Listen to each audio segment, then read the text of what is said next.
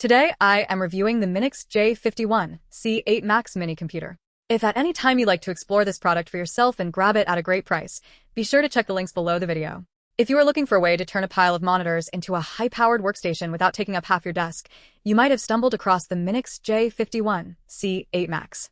I have been running this little box as my primary office machine for the last 2 weeks, and while it definitely has some personality, it is not the powerhouse that some of the marketing might lead you to believe. If you want to see the current pricing or check out the technical specs in detail, you can find the link down in the description below. Let's start with the reality of the performance.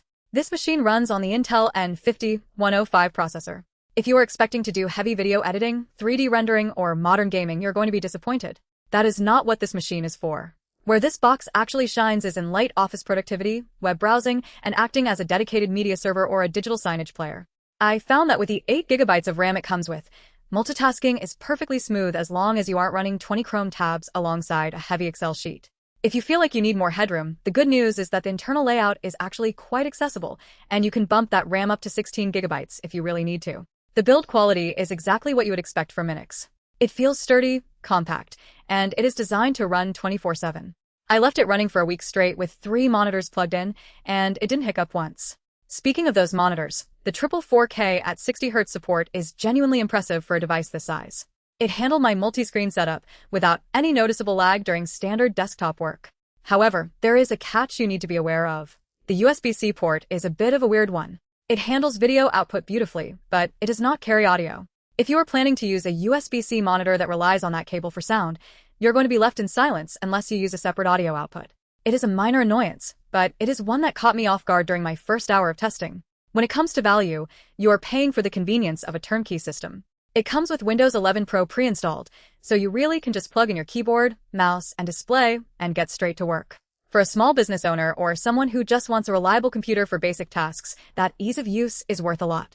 If you are the type of person who loves to build their own PC from scratch to get the best price-to-performance ratio, you can probably build something faster for the same money, but you won't get this footprint or the industrial-grade reliability that MINIX has built into this chassis. I would strongly suggest avoiding this machine if your primary goal is gaming. Even with the Intel UHD graphics, it struggles with anything beyond the most basic indie titles or retro emulation. If you try to push this thing with heavy software, you will quickly hit the thermal ceiling and the performance will throttle down. It is not designed to be a beast. It is designed to be a workhorse. The storage is another area where you have some flexibility. The 512 GB M.2 drive is fast enough for boot times and general file management, but if you find yourself running out of space, the expansion slot is easy to get to. It is nice to have that option to move up to 2 TB later on. Just remember that the power delivery on this unit is a bit specific. It comes with a standard DC power adapter, and while the USB-C port can handle power input, it is not the primary way you should be powering this thing if you want consistent stability. Stick to the included brick and you'll be fine. Ultimately, the MINIX J51-C8 Max is a specialized tool. It is reliable, quiet, and incredibly compact. It is perfect for a home office, a point-of-sale system, or a media center, but do not buy it thinking it will replace a high-end desktop. It does exactly what it says on the box, and if your needs align with that, it is a solid, no-nonsense piece of hardware. If you're still on the fence, check the links below to see if the current price makes sense for your specific setup. If you have any questions about how it handled specific software, leave a comment and I'll get back to you.